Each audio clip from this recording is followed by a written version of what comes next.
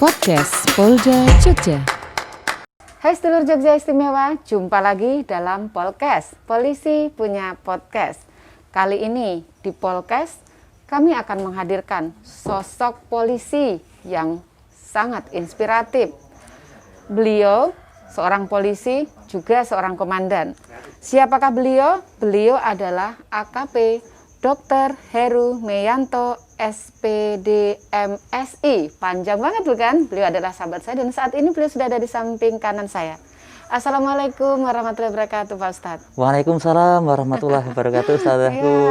Saya memanggilnya Pak Ustadz karena beliau memang pantas untuk disebut Ustadz. Ya gitu ya? Aduh berlebihan saya hanyalah biasa saja.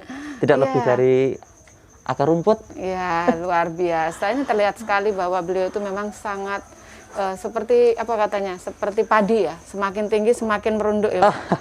Iyalah ini loh saya lihat doktor, terus ada SPD dan MSI-nya. Ini saya tertarik pengen kenal lebih dekat dan bagaimana sih pengalaman jenengan sebagai, oh iya sebelumnya saya perkenalkan ya, beliau juga Kapolsek Samigaluh Polres Kulon Progo.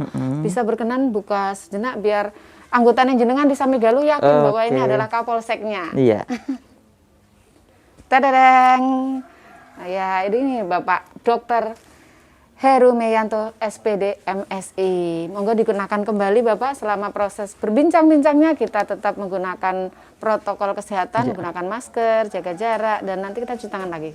Oke. Nih Pak, ini tertarik nih Pak. Mungkin di sana pengen tahu apa sih sebenarnya siapa sih sebenarnya sosok Bapak Heru ini, seperti apa kiprahnya dan juga prestasinya apa saja. Nah, sebelum sampai ke situ, saya ingin berbincang-bincang dulu terkait dengan sejarah perjalanan karir Bapak Heru. Iya. Oke, sebelumnya terima kasih Ibu Ustadzah ya. Ini Ibu Ustadzah karena sekaligus sebagai pembimbing saya. Aduh. Meskipun beliau itu aktif di dunia apa ini namanya ini? Sosial ya, di medsos aktif beliau, jadi segala lini pandai menguasai. Kayaknya terbalik deh. Nah, prestasi Bapak ini yang harus kita ungkit, jangan lemparkan ke saya. Betul ini. Jadi oleh karena itu saya mohon izin karena selaku guru saya harus takdim kepada Ibu ya. Apalah saya ini adalah sebagai ya tidak lebih dari teman-teman yang ada di sini, juga rekan-rekan yang sedang bertugas di lapangan. Namun kebetulan saya diberikan amanah lebih dahulu untuk saat ini menjabat sebagai Kapolsek Samigaluh. Iya, luar biasa ya. Nah, namun itu berat bagi saya ternyata ya. Jadi gitu, Kapolsek itu sangat berat sekali. Beratnya gimana? Karena harus bertanggung jawab kepada kewilayahan, harus bisa mensejahterakan anggota dan keluarga besarnya kan. Iya, betul Pak. Nah, ini tentu yang akan menjadi tanggung jawab saya kelak ketika nanti dia mulai hisap nanti apa yang telah kamu lakukan terhadap anggotamu, apa yang telah kamu persembahkan kepada bangsa dan negara ini kan tentunya. Nah, namun sebelumnya ini sesuai dengan yang disampaikan Ustadzah, saya sedikit menceritakan. Jadi awal saya masuk di kepolisian kurang lebih saya di tahun 95-96 ya. Namun sebelumnya perlu kami sampaikan bahwa saya masuk dulu dari STM. STM itu ya sekolah. Kalau ada dulu ada anekdot, STM itu sekolah tanpa mikir. Sampai-sampai betul Ustazah. Sampai-sampai saya tuh pernah di justice sama ya diguyoni gitu loh. STM itu tidak akan mungkin kamu itu sebagai menjadi pegawai negeri ataupun kuliahan begitu. Nah, dari situ saya kan guyonan itu menjadikan motivasi kepada saya. Dan saya atas bimbingan dari orang tua, para guru-guru maupun dari teman-teman, saya dimotivasi untuk masuk di kepolisian. 95-96 ya. Pendidikan di Kupang. Di Kupang. Nah, di Kupang. Jauh. Lumayan di NTT ya. Di NTT. Kurang lebih 1 tahun pendidikan di Kupang, kemudian penempatan pertama itu di Timor Leste. Yang sekarang sudah merdeka kan. Waduh, berarti sempat penugasan luar negeri tuh. Oh, sempat. Organik kalau dulu ya, organik ya. Ya. Itu saya di Timor Leste kurang lebih 3,5 tahun. Dan saya waktu itu ditawari untuk sekolah. Nah, kan saya bingung karena untuk sekolah waktu itu yang penting kan harapan saya itu bisa untuk menimba ilmu pengetahuan. Ternyata ada namanya sekolah perawat kesehatan SPK ya kan. Jadi dari STM SPK ya? Iya, dari STM ke SPK. Nah itu Lah, itu setelah masuk pun saya juga diketawain loh. Anda dari STM masuk ke SPK, ini nggak salah kan begitu kan? Nah, ini yang menambah motivasi kembali kan. Saya harus selalu banyak membaca, mengamati, kemudian saya aplikasikan. Ternyata di pertengahan SPK itu ada namanya bidan Bu Monik waktu itu ya. Beliau kan sebagai pengampu kebidanan. Nah, saya karena tertarik dengan apa namanya di keperawatan tadi itu, akhirnya saya membantu Bu Monik ini untuk persalinan. Jadi setiap kali ada persalinan saya pasti turut serta memperhatikan. Jadi pengalaman istimewa. Iya itu. Sampai saya tuh mendapat labeling bidon. Kalau perempuan kan bidan ya kan, kalau laki-laki kan bidon kan berarti begitu. Ini pengalaman bersejarah betul banget, sekali Ustazah, betul sekali. Nah, itu setelah itu ternyata menjelang 1 semester terakhir belum selesai, Timur-Timur lepas dari NKRI, kemudian melanjutkan di SPK Depkes di SPK Depkes Mangkuyudan. Ya. Nah, setelah lulus kemudian saya kembali ke Bidokes. Nah, Bidokes kurang lebih 1 tahun. Kemudian Polda DIY. Iya, di Polda DIY, Bidokes Polda Daerah Istimewa Yogyakarta. Kemudian saya ditugaskan di Kulon Progo sebagai Pak Urkes. Nah, dari situ saya mulai untuk meningkatkan pengembangan ilmu keperawatan. Masuklah saya di Akademi Keperawatan di Karya Husada. Ya, kemudian di Karya Husada saya lulus, kemudian melanjutkan ke jenjang sarjana strata 1. Kemudian strata 1 lulus, saya mengambil ke S2 di UII. Kemudian mengambil S2 lagi saya di MM Widya Wiwaha. Bersamaan dengan mengambil S2 juga di Administrasi Publik dan mengambil S3 di UMJ. Juga perlu diketahui juga Ustazah, tahun 2003 itu saya juga pernah mengenyam penugasan itu di Nanggurung Aceh Darussalam. Dari ujung ke ujung. Betul sekali Ustazah. Nah, itu sedikit pengalaman saya, betul. Iya. Saya penasaran. Tadi jenengan kan dari STM. STM-nya itu apa ya? Bidang apa? Teknik mesin, otomotif. Mesin, kemudian masuk SPK, ngurusin organ tubuh manusia. Anatomi tubuh manusia, dilanjutkan sekolah. S2-nya ada berapa macam berarti? Ada 3. MM, MSI, MAP. MAP. MAP itu apa? Mungkin biar... Administrasi Publik. Ada 3. Iya. Luar biasa. Beliau itu benar-benar selalu haus dengan ilmu gitu Pak. Insya Allah begitu Ustazah. Nah ini dengan sederet pendidikan yang sangat luar biasa, otomatis ini sangat menunjang dalam pelaksanaan tugas-tugas kepolisian juga gitu Pak Ustadz. Siap. Nah pekerjaan Ustadz kan udah sangat berat juga di kantor sebagai Kapolsek. Tadi kan bebannya juga berat ya, karena tidak hanya menanggung di dunia saja, tapi sampai di akhirat. Betul gitu ya. sekali. Nah ini kegiatan lainnya selain sebagai anggota Polri atau khususnya sebagai Kapolsek, apa aja kegiatannya? Ya, terima kasih. Ini sejauh ini kegiatan saya pribadi beserta keluarga ya artinya gemar silaturahim. Nanti kita jalan, kemudian sedikit membawa nasi bungkus atau mungkin sekedar aqua. Kita bagi sepanjang jalan itu sampai kembali lagi ke rumah. Nah, juga kita artinya berbagi, peduli kan. Jadi kita peduli kepada sesama. Karena bagaimanapun kami, terutama saya sekeluarga itu merasakan sudah luar biasa nikmat yang telah diberikan Allah kepada kami sekeluarga. Jadi kita investasinya ya tadi itu untuk investasikan waktu, kesempatan diri untuk fastabiqul khairat, berlomba-lomba dalam kebaikan. Nah, salah satunya di pondok ini ya. Nah, betul ini pondok sekali, apa namanya Pak Ustadz? Imam As-Syafi'i. Imam As-Syafi'i. Beliau di sini juga aktif di mengelola. Iya, mengelola untuk kelangsungan pondok ini. Pondok apa biar jelasnya mungkin biar sedulur. Pondok Imam As-Syafi'i ya. Pondok yang ini ya tahfidz. Ya, tahfidz Quran. Jadi fokus ini 60% itu programnya untuk tahfidz Quran. Kemudian yang 40% tadi untuk pembelajaran biasa. Jadi untuk pembelajaran akhlak, akidah maupun ilmu-ilmu yang lain. Nah, itu. Luar biasa banyak sekali ya. Itu tambah lagi satu kayaknya dari BKKBN juga jenengan dapat ini ya, saya dapat bocoran sih. Ya, kebetulan saya juga sebagai agen dari BKKBN ya untuk bermitra dalam hal pengembangan pengendalian kependudukan, melalui program MOP, metode operasi pria. Ya, itu kebetulan saya mulai terjun di situ tahun 2015 dan waktu itu saya ikut sertakan dalam lomba motivator KB Pria dan saya alhamdulillah meraih predikat 1. Kemudian saya dipanggil ke waktu itu oleh Pak Jokowi langsung dapat sepeda enggak?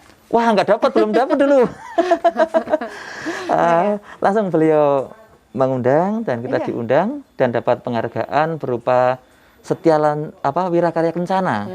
Wirakarya Kencana itu sebagai bentuk apresiasi dari pemerintah terhadap warga yang berperan aktif dalam bidang kependudukan.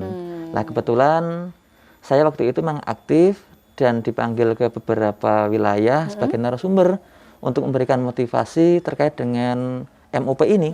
Di Kalimantan Timur saya pernah, kemudian di Bandung, di Jawa Barat, bahkan di beberapa tempat yang lain. Oh iya.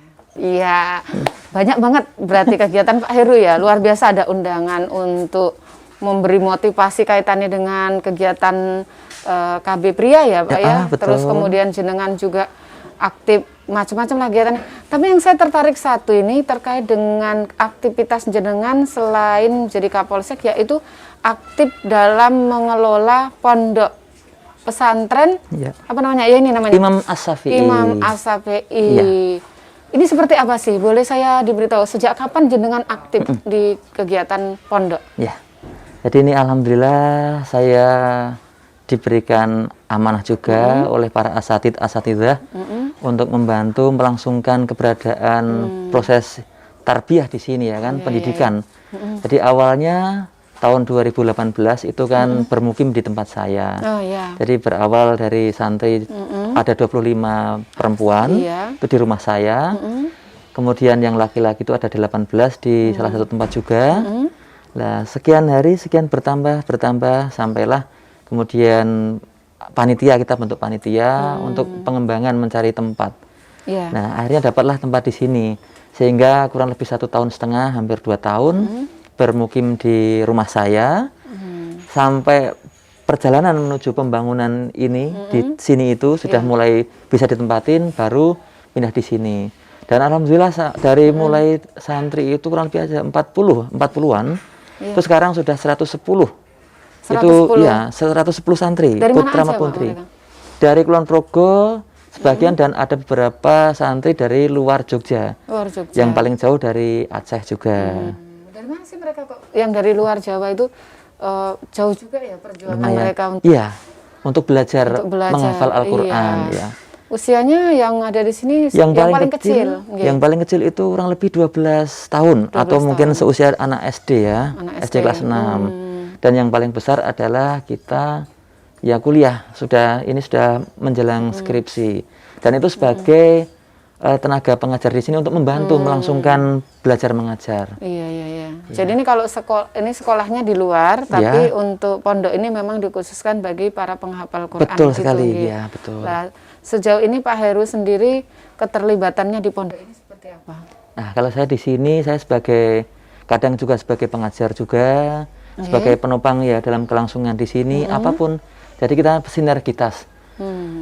Jadi kita ya artinya kan kita di sini membantu untuk dinamika di pondok, baik itu dari untuk tata tertib, kemudian sopan santun, adab ataupun sikap disiplin. Jadi mereka juga kita tanamkan sejak dini untuk mendisiplinkan, dan yang terlebih adalah akhlak. Ya, betul. Dari 2000 berapa tadi Pak? 2018 awal 2018, 2017 akhir. Itu awal yang membuat jenengan terpikirkan membuat pondok yang akhirnya menggunakan tempat jenengan sebagai asrama mereka, itu seperti apa ya kok? Apa memang dari kecil sudah punya pemikiran pengen mendirikan pondok? Apa kemudian berjalannya waktu terpikirkan gimana Pak? Ya, jadi memang kebetulan simbah-simbah saya itu dulu kan juga seorang kiai ya, kalau orang desa itu namanya kan kiai. Nah, itu saya ingin untuk regenerasi, jadi biar ada regenerasi. Dan alhamdulillah saya dikaruniai sedikit rezeki sehingga saya bisa untuk membesarkan pondok.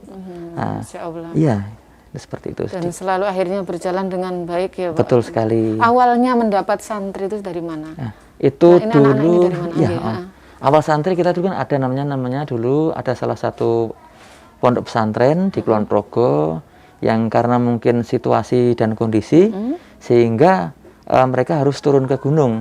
Nah, turun ke gunung itu kemudian saya terima. Nah, saya terima tadi termasuk dengan salah satu pengasuh di sini, Ustadz Tohari. Nah, itu kan kita berbincang-bincang, oh Tat, kalau begitu mari kita besarkan pondok kita. Jadi saya tampung di rumah saya selama 1 tahun setengah, 1 tahun 8 bulan itu ya. Nah itu. Nah, setiap hari kita bersama dengan anak-anak, dengan istri saya juga membantu untuk melayani anak-anak yang masih, ya waktu itu masih kecil-kecil kan, karena masih kelas 6 SD. Nah, itu. Istri saya juga ikut membantu mensupport. Jadi keluarga sangat mensupport betul juga sekali. Kegiatannya. Nah, masyarakat sekitar jenengan dengan adanya asrama yang jenengan bangun untuk anak-anak itu?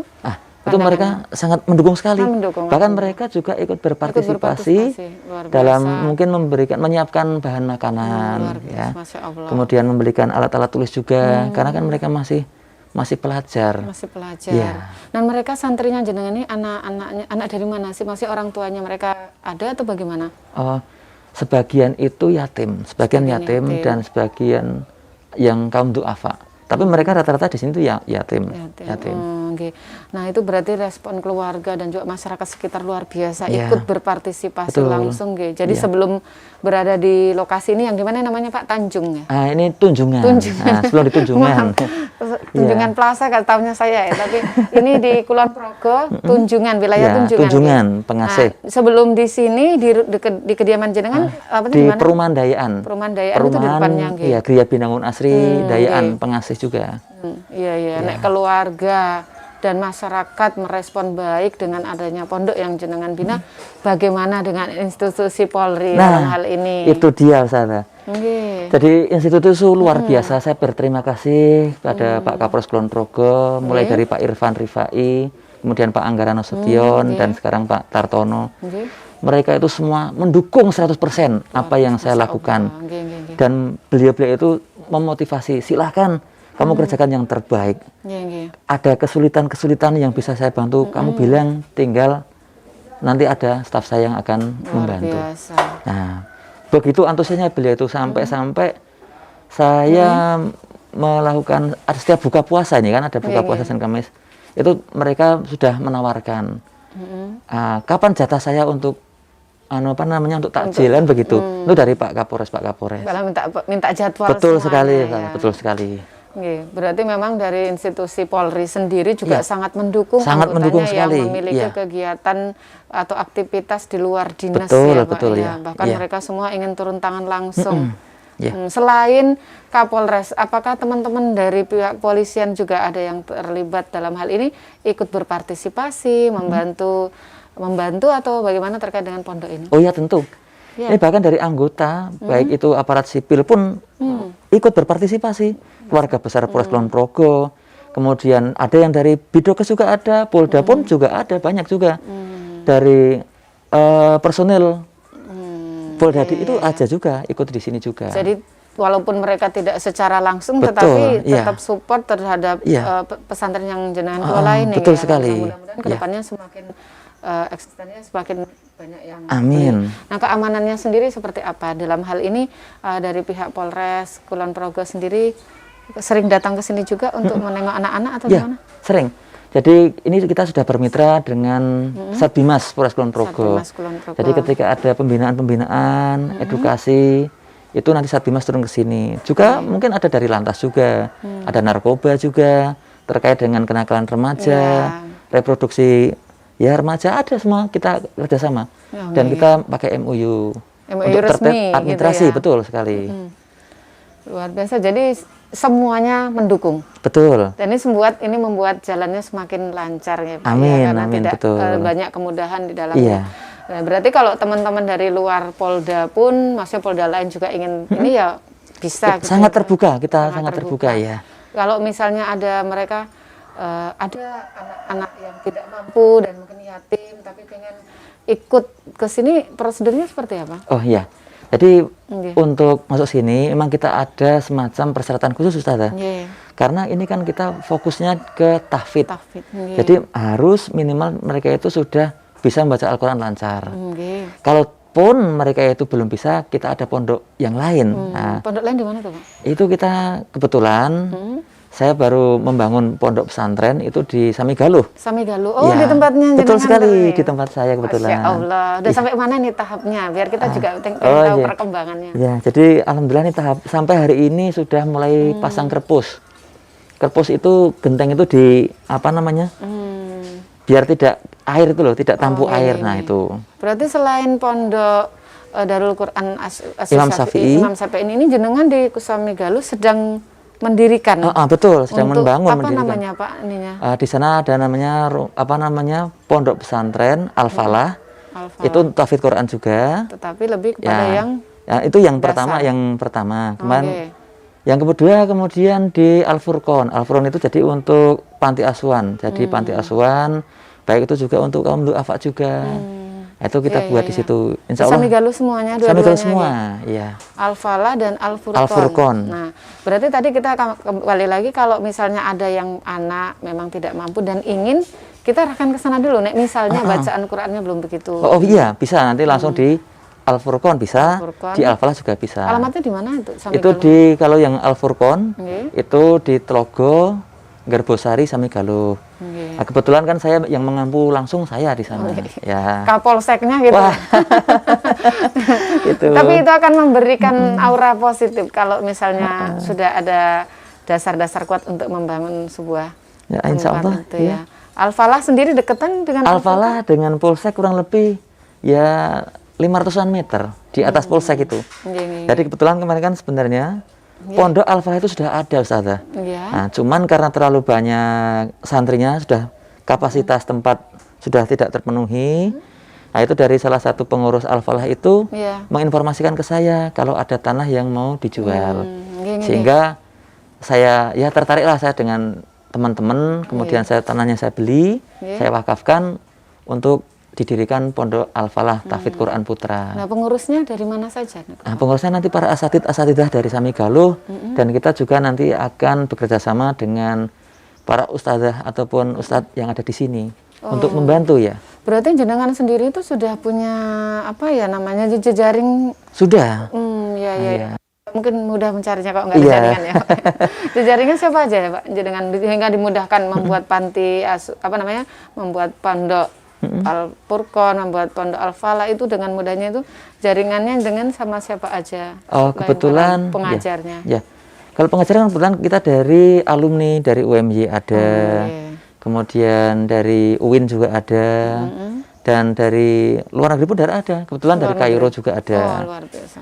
Nah, dari Kairo itu kan kebetulan kemarin rekan saya waktu sebagai petugas haji itu kan bersedia untuk mewakafkan ilmunya untuk memberikan pembelajaran. Iya, saya sampai lupa memperkenalkan kalau beliau ini adalah tenaga kesehatan haji. Hampir berapa kali Bapak berangkat ya? Aduh, rahasia ya. Rahasia karena beliau nggak mau ria. Dari tadi tak paksa untuk menyampaikan, nggak mau. Tapi beliau ini sangat aktif bertugas sebagai tenaga kesehatan haji Indonesia. Tapi selama pandemi ini sementara off ya. dulu. Tapi kalau nggak ada pandemi setiap berangkat, tahun berangkat ya. Iya, insya Allah ya. Luar biasa panggilannya selalu ini ya Pak ya. Nah itu tadi ini ngomong-ngomong nih, selain pondok pesantren, tahfidz dan sebagainya, saya itu pernah ngintip-ngintip di IG-nya Pak Ustadz. Iya. Ada pembangunan masjid itu di mana tuh? Oh iya. Itu juga aktivitasnya ya? Betul sekali Ustazah. Aduh, banyak sekali. Luar biasa Kebetulan, diluaskan ya. waktunya ini, Iya. panjangkan waktunya. Nah, amin. Jadi kebetulan saya saat ini juga membangun Masjid Baitus Salam. Itu Baitus ada Salam. di Geger Bajing. Geger Bajing itu ya masuk di Pagerharjo Samigaluh. Oh, nggih. Ya. Nah, itu Itu masjid keberapa dulu? Tereng, pasti mau bilang yang pertama, malu menyampaikan. ada deh. Ada deh ya. Posisi sekarang sampai mana Pak pembangunan masjidnya? Sekarang sudah mulai tahap pengajian. Aji plester itu, jadi plester sudah iya. selesai, sekarang pengajian di luar. Nah, Itu dirintis bareng siapa ya Pak? masjidnya juga pesantrennya. Ya. Jadi gini Ustazah, ini sebelumnya mungkin bisa saya informasikan ketika saya datang pertama menjabat sebagai Kapolsek itu kan saya sambang ya kan. Iya. Sambang, kemudian di masjid ini yang paling unik ya. Jadi sebenarnya kan itu sudah ada musola, cuman tidak muat jamaahnya, sehingga Pak Duh itu memberanikan diri kepada saya. Pak, mbok tolong kita dibantu untuk memakmurkan masjid, karena masjid yang musola yang sudah ada itu sudah tidak cukup menampung jamaah. Masya Allah. Nah, sehingga saya iseng-iseng ini saya coba tak tengok ke belakang, tak buka, ternyata masih di dompet saya itu ada 3.000 kan. Ada 3.000, saya bilang, Pak ini bismillah, ayo mulai besok pagi kita kerjakan. Nah, pada kaget akhirnya kan. Sehingga dengan spontanitas itu mereka terenyuh, dan masyarakat saat itu juga ramai-ramai berbondong-bondong untuk menemui saya untuk sekaligus membuat masjid. Nah, itu yang paling unik saya di Samegaluh itu, buat masjid. Karena selama hampir 5 tahun itu tidak bisa terrealisasikan pembangunan masjid itu. Terbentur dengan masalah pendanaan, masalah ya yang sebagai motivatornya di situ. Oh iya, penggeraknya yang kurang. Iya. Ya. Nah, ini bersyukur sekali berarti ini pimpinan Polri tidak salah menempatkan Pak Ustadz sebagai Kapolsek. Kebetulan saja itu.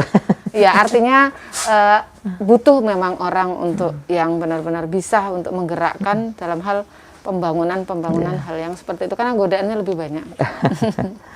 Ya, tadi ada 2 di Samegaluh, Al-Falah dan Al-Furqon. Iya. Dan di sini Imam Asy-Syafi'i ya. Iya. Ini jumlahnya udah berapa sekarang santrinya berarti? Di sini aja di sini ada 110. 110. Oh, satu lagi Ustazah. Di mana? Di Bengkulu masih di ada. Bengkulu? Iya. Di luar Polda DIY. Iya, nih? di luar Polda DIY. Oh, luar biasa. Kebetulan. Fisiknya di sini ya. Iya. Tapi bisa membuat di sana Betul. bergerak ya. Nah, bikin itu apa di Bengkulu? Di sana juga sama panti asuhan. Panti asuhan. Itu kebetulan pertama itu kita kan ada namanya perkumpulan kecil lah ya. Iya. Kita punya menggagas ya, kita gagas. Ayo kita buat panti asuhan lah. Iya, iya. Nah, ternyata karena kan di Bengkulu itu saya lihat belum banyak panti asuhan di sana. Sehingga saya dengan teman-teman satu paguyuban itu menginisiasi pembuatan panti asuhan. Nah, waktu itu kebetulan ada tanah wakaf kurang lebih 200 meter. Itu kita dirikan bangunan, karena kok dirasa kurang, sehingga saya juga minta tolong warga itu kalau nanti ada tanah yang mau dijual di sekitarnya, dijual. Akhirnya saya beli juga dan saya wakafkan untuk panti asuhan juga. Menggerakkan dulu, Iya. kemudian di sana dititip sama siapa Pak? Ada itu saudara namanya Raden Said Kisporo. Saudara jenengan. Saudara, ya saudara. Jadi di Sudah Bengkulu merambah Utara. sampai keluar Polda ya, Mak? Iya. Keluar Polda DIY maksudnya. Luar biasa. Tapi itu dalam kegiatan sehari-hari adakah maksudnya benturan antara kegiatan yang sama lakukan di luar dengan tugas-tugasnya dengan sebagai Kapolsek, atau justru saling mendukung? Oh, saling mendukung. Jadi Saling mendukung, ya. kita saling mendukung semuanya. Jadi tidak ada waktu pun yang sia-sia ataupun semacam saya mengurangi jatah kedinasan, tidak ada. Nggak ada. Nggak ada. Itu. Jadi saya memang harus benar-benar mewakafkan diri saya, ya kan? Karena saya hanya bisa menginvestasikan saya, tidak lebih dari itu. Iya, ditambah lagi dukungan. Iya, istri dukungan dan dari anak-anak, kesatuan, dari sini semuanya. Masyarakat sekitar, jadi semakin ini luar biasa. Jadi kalau ke Bengkulu sudah sering atau mungkin belum pernah nengok malah Anda? Ke Bengkulu malah belum pernah. Karena kan rencana mau diresmikan itu kan Juli tahun lalu, tapi keburu ada pandemi itu ya. Terus namanya apa yang di Bengkulu? Di sana Dzurratul Farhan. Dzurratul Farhan. Kenapa ngambil nama itu? Karena kan harapan kita itu kan anak-anak menjadi mutiara bangsa. Luar biasa. Ya. Udah banyak nih berarti. Nah, ini ada rencana lagi di mana gitu? Insya Allah ada di Kalibawang. Kalibawang. Ya. Insya Allah di Kalibawang saya juga mau membuat panti asuhan. Cuman ini masih nunggu fulusnya. Fulusnya. Mudah-mudahan dipermudah Amin, Mustajib. rezekinya tambah banyak. Insya Allah.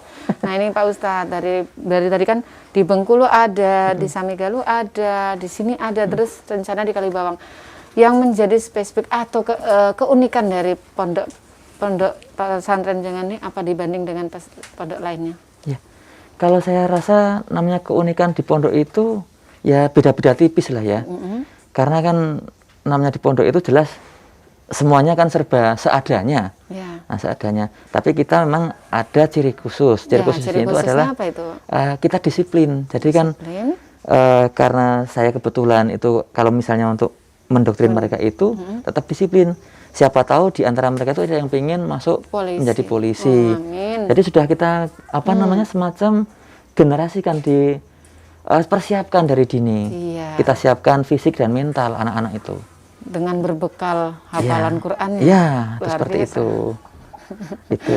Iya, emang sudah ada beberapa santri yang kira-kira sudah tertarik untuk jadi polisi? Oh, banyak sudah menyampaikan sudah banyak. Apa aja sih biasa yang mereka tanyakan ke Pak Ustadz terkait Ya, dengan keinginan mereka? langkah-langkah untuk menuju polisi yang sukses dan polisi yang baik. Kan begitu. Jadi untuk menjadi pribadi yang baik, pribadi Polri yang baik. Dia kan diawali dari untuk proses rekrutmennya masuk. Iya. Dan tentunya kan mereka harus mempersiapkan akademisnya, kesehatannya, psikologi, Iya. jasmani harus dipersiapkan dari sekarang. Nah, itu mereka sudah mulai juga kalau pagi disiplin di bawah pengasuhan Ustadz Tohari, Dokter Ustadz Tohari itu sudah pagi jam 3 bangun sholat tahajud dan mereka untuk senam lari-lari. Ya untuk yang laki-laki push up biar tertata otot itu strukturnya. Nah, itu sudah dicanangkan, sudah di sini sudah mulai digalakkan. Tuh. Berarti itu ciri khasnya. Ya. Kedisiplinan. Betul, Walaupun mungkin di kedisiplinan. semua pesantren juga tetap menegakkan ada. disiplin gitu. Iya. Karena kalau nggak disiplin nggak bisa menghafalkan Quran. Betul sekali. Iya. Nah, itu kunci daripada hafal Al-Quran adalah disiplin waktu dengan cara dan teknik yang sudah disiapkan. Betul. Gitu. Selain itu tadi, jenengan tadi bilang ada bedah rumah juga ya? Ada betul. Bedah rumah itu untuk siapa aja, Pak? Bedah rumah itu untuk ibu jompo, janda jompo. Kriteria yang mendapatkan bedah rumah itu seperti apa? Jadi mereka hidup dalam kesendirian, kemudian sudah udzur Ya. dan fakir, benar-benar fakir. Dan rumahnya sangat-sangat memperhatikan dan belum ada lantai yang layak serta tempat tidur untuk ditempati. Begitu, jadi itu yang kriteria mendapatkan bedah rumah. Iya. Nah, ini tadi kata jenengan selain yang disiplin karena punya cita-cita menjadi polisi, anak-anak juga katanya jenengan dibekali dengan apa tadi kewirausahaan. Betul. Nah ini kambing ini Ya yang ampun, lucunya. ya kemarin kita beli. Nah ini kebetulan sudah beranak. Ya Ini ampun, saya api. beli. Ya, nih. Ini namanya Yahra. Ya ampun, Zahra, Yahra namanya. Apik banget, Pak. Ya kan nih Yahra. Nih. Lucu Nah, banget ini sih. anaknya namanya anak Sapera. Itu induknya tuh Sapera tuh. Oke. Sanen peranakan Etawa. Jadi anak-anak ini diajari untuk apa namanya? Wira swasta ya, mandiri nanti. Mandiri Ya. nantinya. Harapannya ya nanti setelah mereka itu tamat menyelesaikan pendidikan di sini, tahfidz Quran, Mereka juga kemudian punya bisa kemampuan untuk ada berusaha, keterampilan untuk oke. berusaha, berwirausaha. Selain pelihara ini kambing, giat lainnya nanti rencananya diajarkan apa mereka untuk usaha? Jadi ada nanti semacam kayak bekam, keterampilan bekam. bekam. Bekam juga kita bekali ya, bekam. Kemudian kita juga membuat apa semacam bisnis online. Bisnis Nah, online. iya, kita Mulai bisnis sekarang mereka sudah Sudah kita sering mengundang juga, jadi ada mendatangkan apa namanya pendidik, pendidik. Dan kita memang kerjasama dengan dinas dinas sosial maupun dinas perdagangan, sehingga setiap waktu tertentu mereka kita undang. Iya, lucu. Itu senang sama Ustazah itu kan? Iya, lucu dia. Itu kan? Nggak tahan aku lihat mukanya. Dia karena seneng kalau Iya. ada cewek itu seneng ini. Gitu. Ini cowok apa cewek sih? Ini cowok. Ya ampun, bergaya dia. Terus tadi saya lihat di situ ada kafe kecil ya Iya. namanya. Tapi apa ya? Ada tulisannya tadi itu.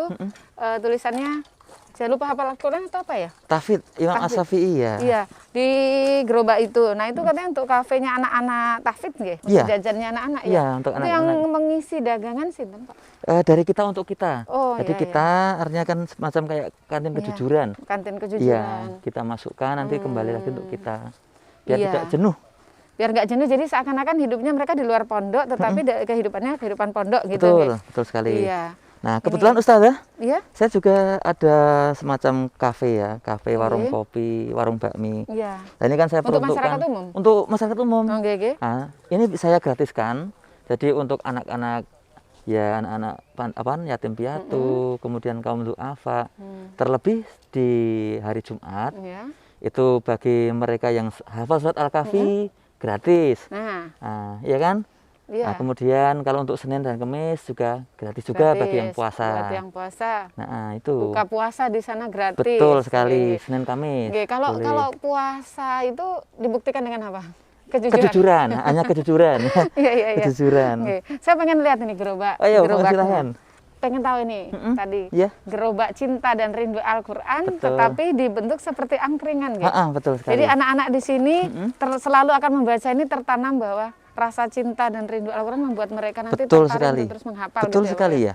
Dan Iya. di sini isinya jajanan. Jajanan biasa, ada Jajanan nasi kejujuran. kucing, ya. Ada teh, pokoknya kelengkapan lah untuk santai sambil ngobrol, sambil mungkin bisa untuk merajaah juga, Oh, gitu. mengulang-ulang hafalan. Jadi terkesan mereka tidak berada di pondok, tapi merasa kehidupannya seperti di luar gitu. Betul, ya. nyaman. Jadi nyaman. harus ada nyaman tadi itu, merasa Iya. nyaman ya. Nah, tapi ini kan terkait dengan masa yang saat ini, masa pandemi COVID-19. Untuk menerapkan protokol kesehatan sendiri bagi anak-anak santri seperti apa para pembina atau Oke. pengasuhnya? Ya, jadi untuk protokol tetap kita terapkan di sini dan itu wajib.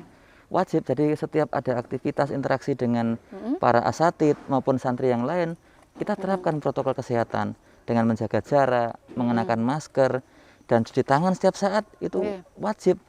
Bahkan mau megang mushaf pun ya itu kan sudah suatu kewajiban ya kan. Iya, kewajiban. Nah, jadi kan harus benar-benar kita jaga dengan menjaga alat makan sendiri, kemudian semuanya punya sendiri masing-masing. Jangan sampai ada yang tertukar. Termasuk di sini juga Ustazah. Ini sebagai gelas ini contoh ya. Iya. Gelas ini kan ini juga untuk satu orang tidak Mereka tidak punya bisa sendiri, ya? bawa dari kamar bawa untuk minum Ngambil. santai gitu. Nah, cuma ngambil, habis itu balik ke Iya, betul tempat sekali. mereka sendiri-sendiri. Iya. Jadi tetap menerapkan protokol kesehatan. Wajib ya. Nggih. Nah, ini kalau lihat cerita panjangnya tadi, kisah dari Pak Ustadz Heru Meyanto itu luar biasa sekali. Mungkin juga kami mohon bantuan untuk menyampaikan protokol kesehatan kepada sedulur Jogja yang ada di luar sana. Ya. Monggo. Ya.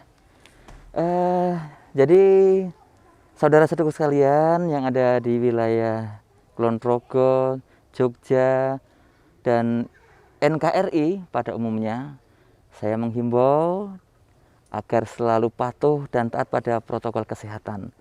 Bagaimanapun juga, kesehatan kita yang paling utama, bukan materi, bukan lainnya, tapi kesehatan yang paling utama. Olehnya kita jangan mengabaikan, jangan menganggap kecil. Wabah COVID-19 ini ada dan kita harus memerangi dengan cara apa? Selalu menerapkan protokol kesehatan. Ya, protokol kesehatan selalu kita terapkan. Kemudian jaga pola istirahat, pola makan, dan tentunya dengan ketenangan jiwa. Terima kasih. Assalamualaikum warahmatullahi wabarakatuh.